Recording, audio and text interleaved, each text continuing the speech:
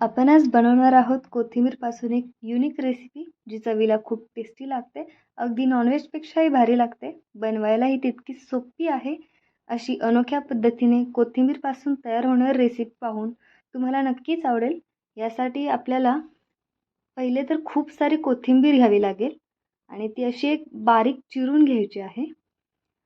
ही कोथिंबीर चिरून होईपर्यंत तुम्ही जर चॅनलला नवीन असाल तर व्हिडिओला लाईक करा आणि चॅनलला सबस्क्राईब करा, जेणेकरून मी कोणताही नवीन व्हिडिओ अपलोड करेन तो तुमच्यापर्यंत सर्वात अगोदर पोहोचेल आणि तुम्हाला युनिक रेसिपीचा एक अनुभव घेता येईल, त्या तुम्हाला बनवता येतील घरी. आपली कोथिंबीर चिरून झालेली आहे. आता यामध्ये आपण बाकीचे जे ॲड करतो म्हणजे 2 चमचे आपल्याला गव्हाचे पीठ घ्यायचे आहेत, 2 चमचे बेसन पीठ घ्यायचे आहे, त्याच्यानंतर 2 चमचे ज्वारीचे पीठही ॲड करायचे आहे. जर तुमच्याकडे अजून असेल तर तुम्ही त्यामध्ये तांदळाचे पीठसुद्धा ॲड करू शकता, जेणेकरून असे खमंग असे ते होईल जास्ती. तर याच्यामध्ये थोडं आपलं घ्यायचा गरम मसाल्यानंतर हा काळा मसाला टाकून घ्या. जर तुम्ही घरी बनवला असेल तोही टाकू शकता.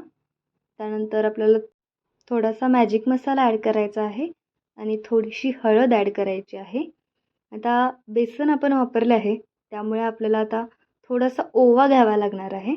तर ओवा हा असा थोडासा बारीक करून हातामध्ये घ्यायचा आणि टाकायचं, जेणेकरून ओव्याचा खूप मस्त वास आणि स्वाद येईल. थोडंसं तेल ॲड करून घ्यायचं. आता हे मिश्रण आहे ते कोरडेच मिक्स करून घेतल्यानंतर त्याच्यामध्ये थोडं पाणी टाकून ते मिक्स करून घ्यायचं नीट. जेवढे आपल्याला अंदाजाने पाणी लागेल तेवढं ते आपण ॲड करून घ्यायचं त्याच्यामध्ये. ते ॲड करून झाल्यानंतर आपल्याला समजेलच की किती पाणी हवं आहे, जेणेकरून ते असं चिकट असं बनवून जाईल. नाहीतर थोडे पीठ ॲड करावे लागते. तर मलाही तसेच थोडं पीठ ॲड करावं लागतं याच्यामध्ये. तर मी वरून थोडंसं पीठ घेणार बेसनचं, जेणेकरून ते चिकटपणा येईल त्याला. मग ते चिकट झाल्यावरती थोडं अजून पाणी घेऊयात, मिक्स करून घेऊयात. त्याची कन्सिस्टन्सी थिक असावी, जेणेकरून ती अशी आपल्याला हातात गोळा बनवता यावी अशी असावी. जर तुम्हाला या रेसिपीमध्ये अजून काही ॲड करावे असे वाटत असतील तरी ते तुम्ही मला सांगू शकता कमेंट करून. तर आपण कढई घेतली आहे. त्या कढईमध्ये आपण पाणी वतून घेऊयात आणि ते पाणी उकळेपर्यंत त्याला तसेच सोडून देऊयात. आपल्याला आपण जे मिश्रण बनवलं आहे त्याचं आपल्याला एक गोळे करून ते उकडून घ्यायचे आहेत. त्यासाठी आपण हे असं केलेलं आहे. माझ्याकडे उकडीची चाळण नाही आहे, त्यामुळे मी अशी वाटी ठेवली आहे, त्याच्यावरती असं ताट ठेवून त्याच्यावरती ठेवून ते उकडणार आहे. तुमच्याकडेही जर चाळण नसेल तर तुम्ही ही पद्धत यूज करू शकता, याच्यातही मस्त होतं. तर ताटाला पहिल्यांदा तेल लावून घ्या आणि त्याच्यानंतर हे असं मिश्रण त्याच्यावरती असे गोळे गोळे ठेवून घ्या. ते सगळे गोळे झाल्यावरती त्याच्यावरती झाकण ठेवून द्या. एक मस्तपैकी वाफ येऊ द्या त्याला. एक 5 मिनिट तर तसंच राहू द्यात ते आणि त्याच्यानंतर आपण 5 मिनिटानंतर ते उघडून बघणार आहे. तोपर्यंत जर तुम्हाला असं वाटत असेल की मी अजून कोणत्या रेसिपीज बनवाव्या ज्या तुम्हाला हव्यात, तर ते तुम्ही मला कमेंटमध्ये सांगा. तर हे बघा मस्तपैकी आता ते वाफ शिजून घेतलेले आहे असं वाटतंय. तर त्याला असा हात लावून बघायचा. जर ते आपल्याला हाताला चिकटत असेल याचा अर्थ ते अजून कच्चे आहे. तर हे बघा मस्तपैकी झाले आहे, उकडून झाले आहे मस्तपैकी. आता त्याला मी सहज निघत आहे ते ताटातून आणि त्या हाताला चिकटतही नाही आहे, म्हणजे परफेक्ट उकडून झालेलं आहे. आता आपण मसाले घेतले आहेत ग्रेव्हीसाठी. तर हे मसाले सगळे बघून घ्या कोणकोणते आहेत ते, आणि जर फुल डिस्क्रिप्शन हवे असेल तर कमेंट करा, तुम्हाला मिळून जाईल. तर आपण ते सगळे मसाले आहेत ते बारीक करून घेऊयात. पूर्ण बारीक झाली की ते आपण एका वाटीमध्ये काढून घेऊयात आणि पुढची तयारीला लागूयात. तर त्यासाठी आपण जी कढई घ्यायची त्याच्यामध्ये आपल्याला थोडंसं तेल ओतून घ्यावं लागेल. आता आपल्याला जेवढे लागते तेवढे घ्या. ते तेल ओतून झाल्यावरती, तेल गरम झाल्यावरती त्याच्यामध्ये आपण पुढचं ॲड करणार आहे. आधीच ॲड करू नका, पूर्णपणे तेल गरम होऊ द्यात आणि जो आपण मसाला घेतला आहे तो ॲड करूयात. आता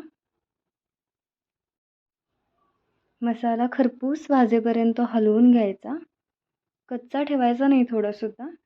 तो एकदम नीटपणे हलवून घ्यायचा, जेणेकरून आपल्याला कच्चा असा स्वाद येणार नाही आपल्या भाजीला. ते थोड्या वेळ जेव्हा आपण ते परतून झाली की त्याच्यामध्ये पुढचं जे काही लागणार आहे ते ॲड करायचं आहे. त्यासाठी आपल्याला पहिलं तर गरम मसाला थोडा टाकून घ्या. ते झाल्यावरती थोडंसं काळा मसाला टाका. याच्यामध्ये मी अजून एक सिक्रेट इन्ग्रेडियंट वापरलेत. ते म्हणजे एक मसाला तयार केला आहे मी, जो खूप छान लागतो प्रत्येक ग्रेव्हीमध्ये आणि त्यानेच तर खूप मस्त टेस्ट येते. जर तो मसाला हवा असेल तर नेक्स्ट व्हिडिओमध्ये तो मी सांगणार आहे, तर तुम्ही आत्ताच सबस्क्राईब करा. तर आता आपण हळद टाकून घेतली त्याच्यामध्ये थोडी. हळद टाकून झाल्यानंतर ते मस्तपैकी हलवून घ्या. ते थोडे हलवून घेतल्यानंतर त्याच्यामध्ये आपण बाकीचे इन्ग्रेडियंट टाकणार आहे. हे होईपर्यंत तुम्ही जर व्हिडिओला लाईक केले नसेल तर व्हिडिओला लाईक करून घ्या. आता याच्यामध्ये आपण चटणी ॲड करत आहोत. ही चटणी आम्ही घरी बनवलेली आहे, विकतची नाही आहे. तर तुम्ही जर विकतची चटणी पावडर यूज करत असाल तर तुम्हाला अजून बाकीचे इन्ग्रेडियंट त्याच्यामध्ये टाकावे लागतील. ते जर हवे असेल तर ते कमेंट करा, मी तुम्हाला कमेंटमध्ये सांगून देईन की कोणकोणते यूज करायचे म्हणून. तर हे झाल्यानंतर याच्यामध्ये आपण 2 चमचे कूट ॲड केले आहे, जेणेकरून त्याला एक थिकनेस येईल आणि ग्रेव्ही अशी आपली जाडसर अशी होईल. तर कूट हे मस्ट आहे, त्याने चव येते खूप. हे जर चांगले भाजले ना तर याचा वास सुटतो एक मस्त, ज्याने तुम्हाला समजून जाईल की हे भाजून झाले आहे आणि याला थोडं थोडं तेल सुटतं बाजूनं, की मसाला भाजण्याची ही स्टेप असते. आता मीठ टाकून घेतलं आहे आपण त्याच्यामध्ये आवश्यकतेनुसार. तुम्ही जेवढं तुमची जेवढी भाजी आहे त्यानुसार टाकून घ्या. मी याआधी रेसिपी बनवून बघितली आहे 2-3 वेळा आणि मला खूप आवडले, म्हणूनच तुम्हाला मी ही रेसिपी सजेस्ट करत आहे. त्यामुळे तुम्ही बिलकुलही मनात संकोच न ठेवता ही रेसिपी बनवा.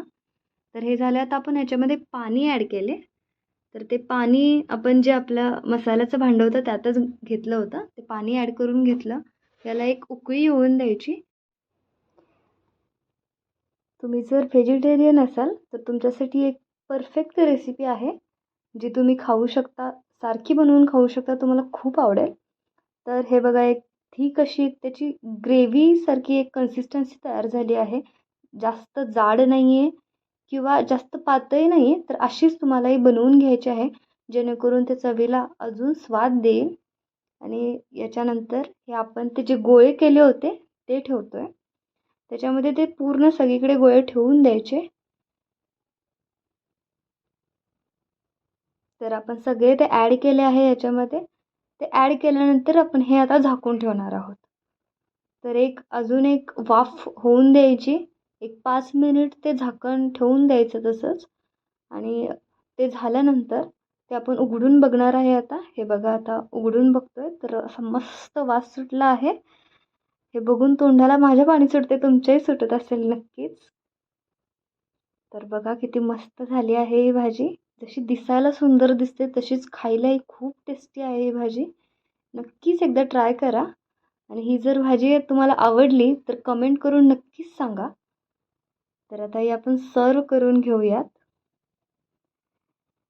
सर्व करून एवढी छान भाजी घेतली आहे तर त्याला सजवलं पाहिजे. थोडी कोथिंबीर पण टाकून घेऊयात त्याच्यामध्ये, जेणेकरून ती दिसायलाही सुंदर अजून दिसेल.